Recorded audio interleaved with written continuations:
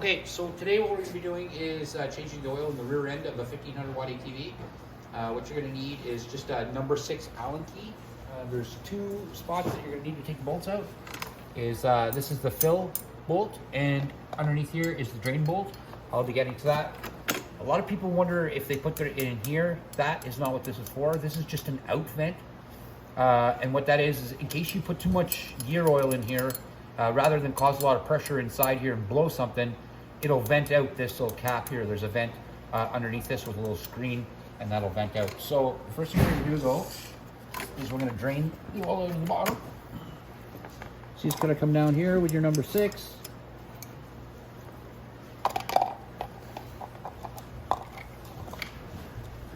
And give it a loosen, and then pull it out.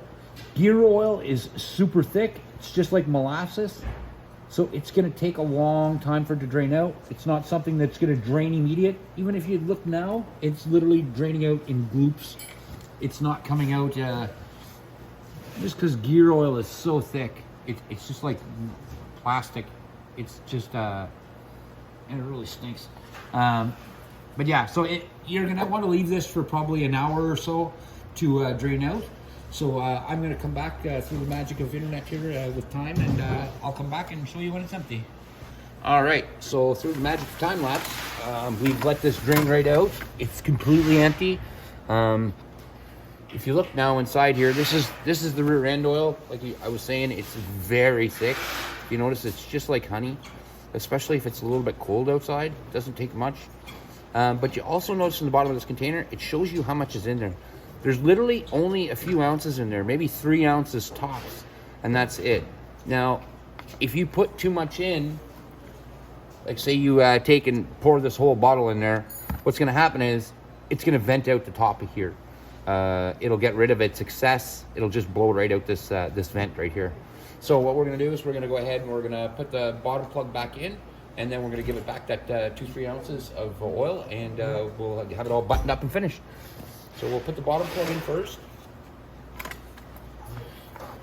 And your bottom plug and your top plug are both 6 mil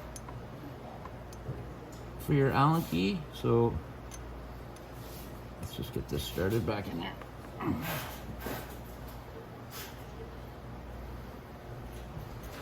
Okay, so now we got our bottom plug in. I'm just going to tighten it up real quick. And when you tighten this up, just tighten it snug. You don't want to tighten it so hard that you strip anything or break anything. There is a little rubber or a little plastic gasket that seals it, so just a little snug like that. That's all it needs. Then we're going to come up to our fill. This is our fill plugs right here. Oops, goodness. And let's take our fill plug out.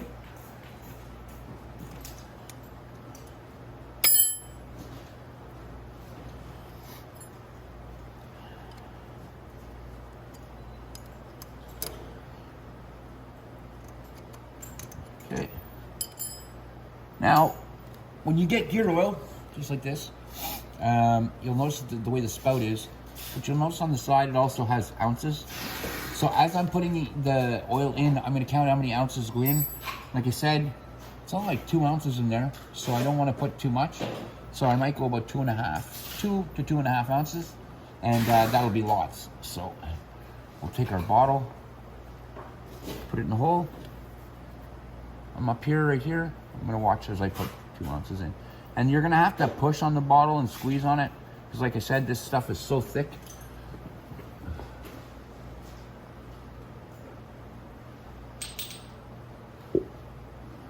Okay, there's 1 ounce.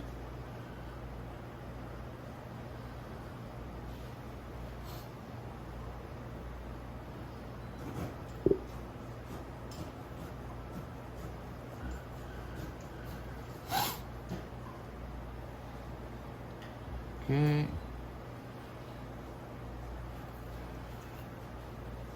Like I said, it's really thick, so.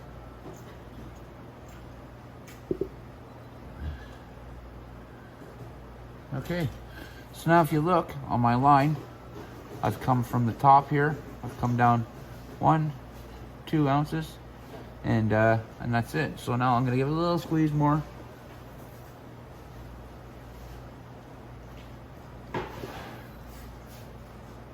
And that should be it. Okay. Now, all I have to do is put my plug back in, and that's how you change the rear end oil, and that's it.